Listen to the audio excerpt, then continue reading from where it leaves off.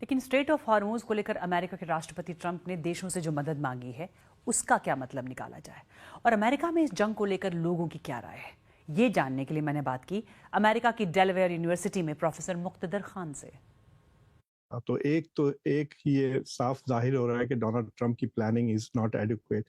دوسری چیز یہ ہے کہ ابھی بھی سمجھ میں نہیں آ رہا کہ امریکہ اسٹریٹ آف ہارموز پہ کچھ بھی کرنے سے کیوں پیچھے ہٹ رہا ہے۔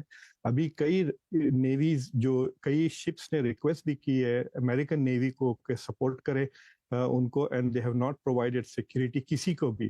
آپ 7 ملکوں سے مدد مانگ رہے ہیں۔ It is شوئنگ in a strange وے کہ ایک اتنا گلوبل ساؤتھ کا ایک ملک جس کو اتنا تباہ کر دیا انہوں نے 14 دن سے مسلسل بمباری کر کے، تو ڈونلڈ ٹرمپ اب پریشر ڈال رہے ہیں نیٹو کے اوپر۔ 7 ملکوں سے وہ بات کر رہے ہیں، چائنا سے بھی گزارش کر رہے ہیں، جاپان سے، آسٹریلیا سے، برطانیہ، فرانس۔ تعجب ہے کہ بھارت سے انہوں نے ابھی تک ریکویسٹ نہیں کیا، کیونکہ دیکھیے امریکہ میں بھی یہ جنگ پاپولر نہیں ہے۔ 4 میں سے صرف 1 امریکن اس جنگ کو سپورٹ کرتا ہے اور 2 اپوز کرتے ہیں۔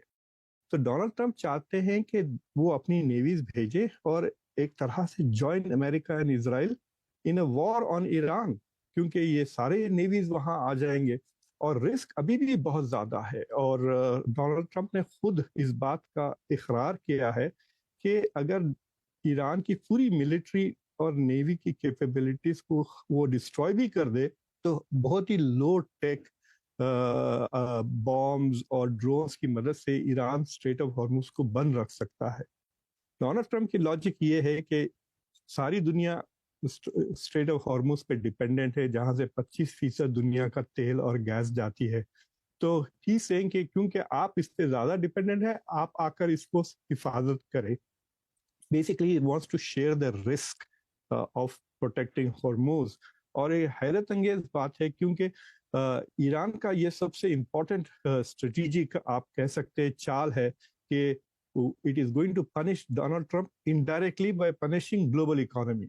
انہوں نے بار بار ڈونلڈ ٹرمپ نے کہا تھا کہ نیٹو از irrelevant، نیٹو ہمارے بغیر کچھ نہیں ہے، ہم نیٹو کو چھوڑ دیں گے تو وہ بے بس ہو جائیں گے۔ اس طرح کئی نہ صرف ڈونلڈ ٹرمپ، مارکو روبیو اور جے ڈی وانس نے بھی اس طرح کے بیانات یورپ میں دیے۔ اور اب دیکھیں دو ہفتے ہی ہوئے ہیں اس جنگ کو شروع ہو گیا، آج 17واں دن ہے اور 17 دن میں ان کو نیٹو یاد آ گیا۔ تھنکنگ کہ امریکہ میں تو کھلے عام ڈیبیٹ ہو رہا ہے کہ دس از امریکہ فرسٹ نہیں، دس از اسرائیل فرسٹ فارن پالیسی۔ امریکہ اور اسرائیل